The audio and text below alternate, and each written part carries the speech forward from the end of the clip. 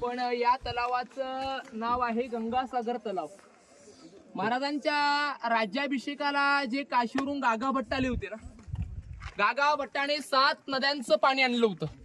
अभिषेक घातला महाराजांना आणि उरलेलं पाणी आहे ना या तलावात विसर्जित केलं. तलावाची खोली 32 फूट खोल आहे. यातलेच दगड काढलेला किल्ला बांधायला.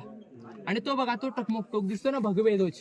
ते बघा 2-4 लोक तिथे उभे आहेत ना कड्याला, ते समोर समोर ते बघा, ते टकमक टोक कडेलोट पॉइंट 2250 फूट खोल आहे. ते सगळ्यात उंच डोंगर आहे तो सह्याद्रीतला. या आजूबाजूचे डोंगर आहेत ना त्याच्या खाली आहेत. आपण सगळ्यात टॉपलाच आता हे सह्याद्रीच्या डोंगरांच्या आपण टॉपला उभे आहेत. सगळ्यात उंच किल्ल्यापैकी 2 नंबर रायगडाचा आहे. तिकडून 2250 आहे आणि आपण आलो ते 1350. छत्रपती शिवरायांनी एकालाही कडेलोट केलं नाहीये आणि छत्रपती संभाजी महाराजांनी एकालाही सोडलं नाही. कारण की गद्दाराला क्षमा नव्हती ना.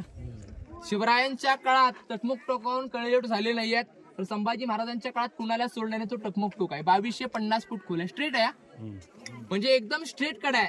असं आपल्या रोपवे सारखं नाही उतार चढ उतार. तो खाली डायरेक्ट गावात मिळतो माणूस. एवढं खाली आहे 2250 फूट. डबल गोंत्यात बांधायचे ना.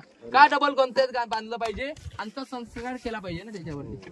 नाहीतर खाली जंगली जनावर वाढायची त्या काळात. हे सगळे पहारेकऱ्यांच्या रूम आहेत.